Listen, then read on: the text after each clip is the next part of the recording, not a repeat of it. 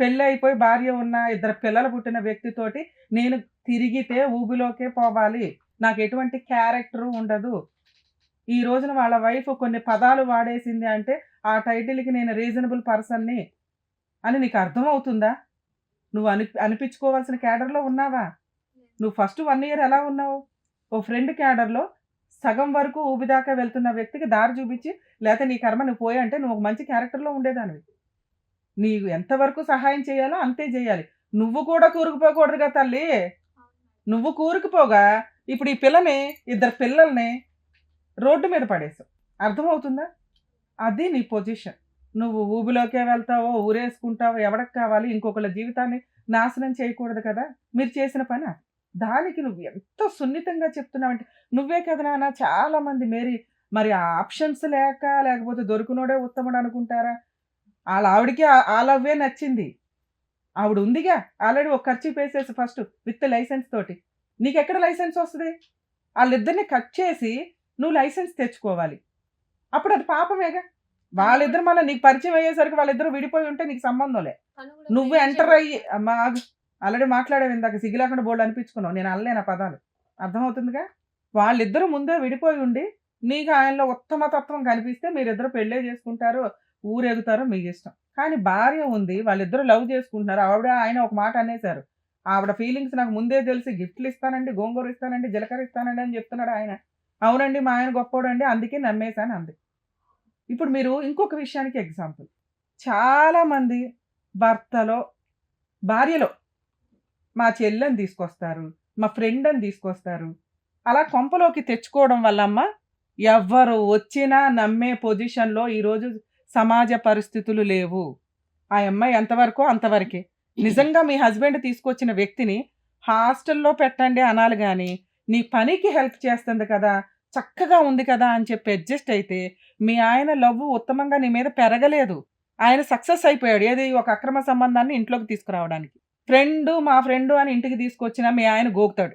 So, ఫ్రెండ్స్‌ని తీసుకొచ్చినా ఎంతవరకు అంతవరకు ఉంచి గౌరవంగా వాళ్ళ ముందు మీ పరువు పోకుండా, వాళ్ళ క్యారెక్టర్‌లు పడిపోకుండా వాళ్ళని కాపాడి బయటికి పంపించాలి. మీరు చేసే పనేంటంటే మా ఫ్రెండే కదా ఉంటది ఇంట్లో. మీ ఆయన చేసే హెరాస్మెంట్‌లో ఆళ్ళు చెప్పుకోరుగా నీకు. మీ ఇద్దరి మధ్య సిచ్చు పెట్టరుగా. అలాగే అమ్మాయిని తీసుకొచ్చినప్పుడు నువ్వు ఎంత జాగ్రత్తగా ఉండాలి. అవసరమా? మీ ఇద్దరి ప్రైవసీ ఉంటది. మీ ఇద్దరికి ఒక ఇది ఉంటది. మీ నలుగురు బతకడమే ఎక్కువ. మీ ఆయన ఇంకో మాట అన్నాడు. నాకొచ్చే సాలరీ ఎంత, నీకిచ్చే గిఫ్ట్‌లు ఎంత అని. నీ బ్రెయిన్ ఏమైంది? ఇంత తెలివిగా మాట్లాడుతున్నావు. ఎక్కడి నుంచి తీసుకొస్తున్నాడు? ఇంత ఇన్‌కమ్ ఎక్కడి నుంచి వస్తుందని. ఆ పిల్ల మొత్తం సాలరీ తీసుకొచ్చి ఆడికిస్తుంటే ఆడు తీసుకొస్తున్నాడు అటు ఇంటికి. అర్థమవుతుందా ఇప్పుడు? మీరు ఏదైతే బావుంది అనుకున్నారో, ఇంత బావుండడానికి మన పరిస్థితులు నిజంగా అనుకూలమా? కాదా? అనుకూలం కాదా అనగానే నీకు డౌట్ వచ్చేయాలా? ఎక్కడి నుంచి వస్తుంది ఇంత ఇన్‌కమ్ము? ఎక్కడి నుంచి తీసుకొస్తున్నాడు ఇవన్నీ? ఈరోజు నీ గొయ్యి నువ్వు తవ్వుకోవడానికి నువ్వు డోర్స్ ఓపెన్ చేసావు. రండి గుణపాలు తీసుకొచ్చి ఇంట్లో కాస్త సెంటర్‌లో గొయ్యి తవ్వండి అని. ఇప్పుడు చించుకొని ఏం ఉపయోగం? నీకెంత పోరాడే తత్వం ఉన్నా ప్రాబ్లమే రాకుండా చూసుకోవాలి. అది కదా లౌక్యం అంటే. నీ లౌక్యం, నీ తెలివితేటలు, నీ కాపురంలో ప్రాబ్లమ్స్ రాకుండా ఆపాలి గానీ, ప్రాబ్లమ్స్ వచ్చినాక పోరాడడానికి కాదు నాన్న. అయినా ఆవిడ సాలరీ ఇతనికి ఇస్తుందంట. ఆల్రెడీ ఆవిడ డ్యూటీ చేసి మా ఇంట్లో కదా మేడం ఉంటుంది. ఇతను అది ఆ 2 చెప్పేవన్నీ మంత్స్ అమ్మా. అబద్ధాలు లాస్ట్ కదా. 2 మంత్స్. ఆ పిల్ల కూడా చెప్తుంది కదా! మొత్తం ఆయన అసలు ఆవిడ సర్వస్వం ఆయనే అన్నట్టు మాట్లాడుతుంది ఆవిడ. మీ ఇద్దరు మరి ఆ బాండింగ్స్ ఇవి మిస్టేక్ అవ్వడానికి కారణం ఏంటో అర్థం కావట్లే. మాట్లాడతాను, మిగతాది మాట్లాడతా. రమేష్ సార్ ఇందాక నుంచి మిమ్మల్ని ఒక క్వశ్చన్ అడుగుతున్నారు. మీ వైఫ్ మీకెందుకు అని. బాగా ఇష్టం. వైఫ్ ఫీలింగ్స్ ముందే అర్థమైపోతాయి నీకు. ఆవిడ వీడియోలు చూస్తుందనే నీ ఎలిగేషను నువ్వు ప్రూవ్ చేసుకోలేకపోయావు. రెండోది, ఆ టాపిక్ ఆవిడ కూడా చెప్పలే. ఆ అమ్మాయి సరిగ్గా చూసుకోవట్లేదని బాధపడుతూ ఉండేవాడండి అందుకే తప్ప, వీడియోలు చూస్తుందండి కాబట్టి నేను దగ్గర తీసుకున్నానండి, ఆయన ఆలోచన విధానం బాగుందండి అని ఆవిడ చెప్పట్లే. ప్రాబ్లమ్స్ ఆవిడ సరిగ్గా ఉండదంట అండి ఇదే. అంటే నువ్వు ఆవిడ దగ్గర కూడా ఓపెన్ అప్ అవ్వాలా. ఒకటి, వీడియోలు చూస్తే తప్పేంటమ్మా? మీ ఇద్దరు కలిపి చూసి ఎంజాయ్ చేయాల్సిన వీడియోస్ అవి. ఆ అమ్మాయి ఒక్కటే చూస్తుందంటే నీ దగ్గర ప్రైవసీ అన్నా ఉండకపోవాలి. లేదా నువ్వు ఆ అమ్మాయితో మాట్లాడేయాలి. మీ ఇద్దరికి అంత బాండింగ్ అయితే ఉందిగా.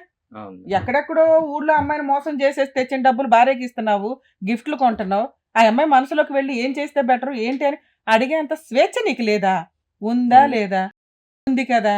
సరే ఆ అమ్మాయి మంచి అమ్మాయి, నీకేదో ఫ్రెండ్గా ఒక 1 ఇయర్ హెల్ప్ చేసింది. ఆ అమ్మాయి నువ్వు ఇంకెంత గౌరవంగా చూడాలి. ఆ అమ్మాయి నన్ను అట్రాక్ట్ అవుతుంది, దీనివల్ల నా సంసారం నాశనం అవుద్ది, నా 2 పిల్లలు రోడ్డు మీద పడతారని నీకు జ్ఞానం లేదా? ఇద్దరిని ఉంచుకుంటానంటావు ఏ రకంగా భయ్యా? కుదురుతుందా అట్లా? మళ్ళీ ఈ అమ్మాయిని వదిలేరా బాబా అంటే వదలవు. వదిలే అమ్మాయిని వదిలే. అమ్మాయి కాళ్ళ మీద అమ్మాయి బతకగలదు. ఆవిడే ఊబులు ఎత్తుకుని తిరిగే రకం. ఎన్ని రోజులు నీతో ఉంటుందో కూడా నాకు డౌటే.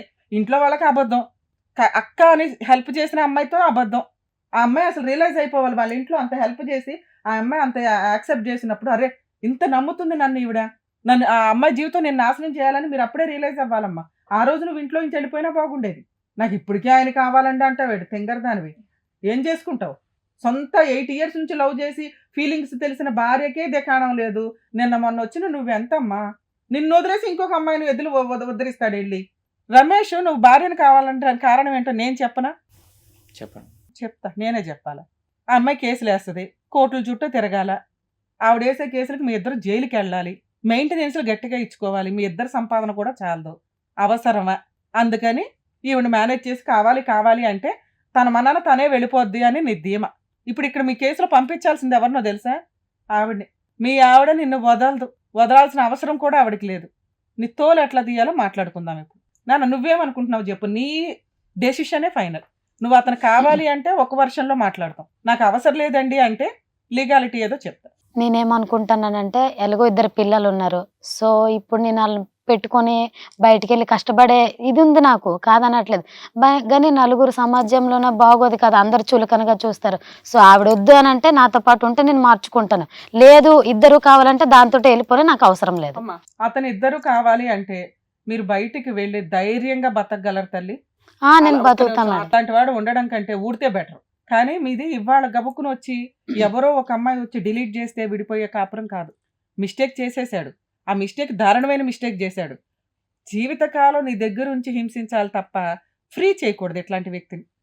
అర్థమవుతుందా?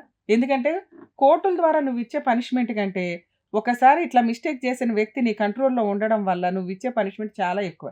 జీవితకాలం బిక్కుమంటూ ఎవరిని చూడలేక, చూస్తే భార్య ఏమనుకుంటుందా అని, మంచిగా చూసినా కానీ ఆల్రెడీ దొరికిపోతూ ఉంటాడుగా. సో నువ్వు తీసుకున్న డెసిషన్ ఏంటి? భర్త కావాలి అని.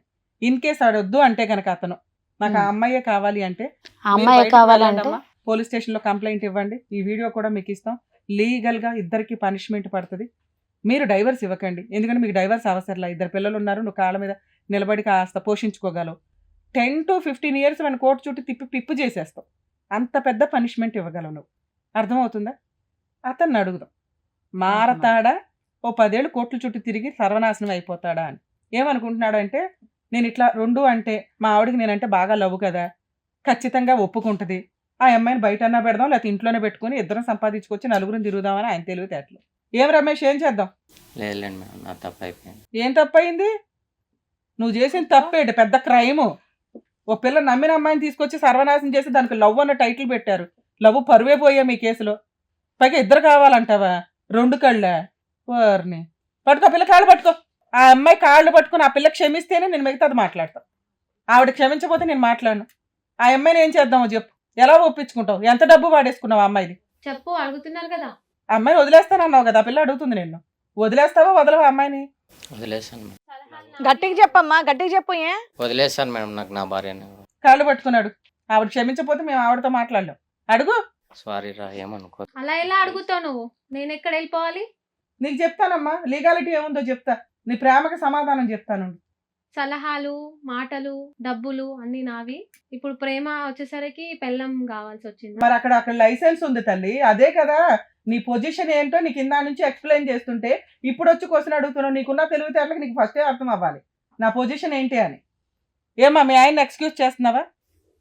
ప్లీజ్ రా, కూర నా తప్పు అయిపోయింది. నమ్మలేకపోతున్నాను మేడం. ఎందుకని? ఎందుకంటే నేను చేయకపోయిన తప్పులు కూడా నా మీద వేస్తున్నాడు. ఇప్పుడు అందితే జుట్టు, అందకపోతే కాలు పట్టుకున్నట్టుగా చేస్తున్నాడు. తను చెయ్యని తప్పుని అమ్మాయికి రుద్దేశారు. ఇప్పుడు వరకు 2 కళ్ళు నేను ఇద్దరికి వదలను అన్నాడు. ఇప్పుడు అన్ని కోర్టులు ఇవి అన్ని చెప్పేసరికి లైట్ వెలిగేసరికి ఇప్పుడు నా కాలు పట్టుకొని ఏంటో తెలియాలి కదా, తెలియజేస్తాం. నువ్వు ఇక్కడ మేము తెలియజేస్తామనే కదా వచ్చావు. రియలైజ్ అయ్యాడు, ఇప్పుడు యాక్సెప్ట్ చేస్తావా లేదా? ఎలా నమ్మాలి మేడం? మళ్ళీ ఇలా చేయడానికి గ్యారెంటీ ఏంటి? ఎట్లా నమ్మాలని అడుగుతుంది. లెటర్ రాసి ఇస్తావా ఇక నుంచి వెళ్ళని అమ్మాయి దగ్గరికి అని? ఇంట్లో నుంచి అమ్మాయిని పంపించేస్తారా? సరే మేడం. అట్లా ఎట్లా పంపిస్తావు? మేము పంపిస్తాం. ఆగు అమ్మా, ఓలా బుక్ చేస్తాం, వెళ్ళొచ్చు. ఏమంటావు ఇప్పుడు చెప్పు. సరే మ్యామ్, మీరు అంటున్నారు కదా సంతకాలు చేసి పేపర్ మీద రాసిస్తే నేను నమ్ముతాను. ఇంకా ఈసారి ఏదన్నా అలా చేస్తే ఇందాక నేను చెప్పిన లీగాలిటీ వాడి తోలు తీసి ఆరేసి. Okay ma'am. ఎందుకంటే నీ కుటుంబం 2 పిల్లలు ఉన్నారమ్మా, కాపాడుకోవాలనుకుంటున్నావు. ఇది చాలా బెస్ట్ డెసిషన్. ఇన్ కేస్ ఒక్క ఛాన్స్ అయితే ఎవరికైనా ఇవ్వాలి లైఫ్లో. ఇచ్చావు, యూజ్ చేసుకుంటాడా సర్వనాశనం చేసుకుంటాడా అతని కర్మ. ఎందుకంటే నీలాంటి అమ్మాయి మళ్ళీ బయట దొరకదు. ఏమ్మా సోని, ఎట్టే వెళ్తావా? ఎట్లా వెళ్ళటం ఏంటో తల్లి, 2 కార్లు ఉన్నాయి సార్, ఇంకా వాళ్ళ బస్సే బుక్ చేస్తాను నీకోసం. మేడం తను అమ్మాయే నేను అమ్మాయినే మేడం. ఆ? ఎటు అయినా కరెక్ట్. తన భార్య అమ్మాయివే, ఎందుకు పనికొచ్చావుగో తెలిసిందా? అమ్మాయిలందరూ ఒక పాత్రలో ఉండరు. భార్య వేరు, లవర్ వేరు. అర్థమవుతుందా? లవర్కి ఎప్పుడు పొజిషన్ రాదు, ఉంచుకున్న అమ్మాయికి ఎప్పుడు పొజిషన్ రాదు. లీగాలిటీలో కేసు వేస్తే నువ్వు జైలుకి వెళ్తావు. అక్రమ సంబంధాలు లీగాలిటీ కాదమ్మా. ఇక్కడ వీళ్ళ ఇంట్లో ఉండి చీట్ చేశారు, మీరు నమ్మక ద్రోహం చేశారు, చీటింగ్ కేసు అవుతుంది. పెట్టమంటావా? హస్బెండ్ తప్పు లేదన్నప్పుడు హస్బెండ్ తప్పు లేదల్లా, వాళ్ళు ఎక్స్క్యూజ్ అవుతున్నారు. నువ్వు ఇప్పుడు తగ్గపోతే మళ్ళీ ఇద్దరి మీద కేసేస్తుంది. నువ్వు ఒక్కదాని మీద వేయదు, వాళ్ళ ఆయనతో కలిపేస్తుంది. ఇద్దరికి కొంత పనిష్మెంట్ పడాలి కదా. నాతో మాట్లాడొచ్చా మేడం? మాట్లాడు. ఫైనల్ గా డిసిషన్ ఏం తీసుకుంటావు? చెప్పు. నాకు నా అడుగుతుంది కదా. భార్యనే ఎందుకు కావాలి? అప్పుడు లేదా తెలివి? ఇప్పుడే తెలిసి వచ్చింది. ఎట్లా తప్పు చేసినాం కదా?